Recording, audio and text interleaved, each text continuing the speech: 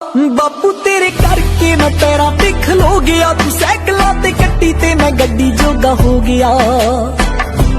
ਬਾਪੂ ਤੇਰੇ ਕਰਕੇ ਮੈਂ ਪੈਰਾਂ ਤੇ ਖਲੋ ਗਿਆ, ਤੂੰ ਸਾਈਕਲਾਂ ਤੇ ਕੱਟੀ ਤੇ ਮੈਂ ਗੱਡੀ ਜੋਗਾ ਹੋ ਗਿਆ।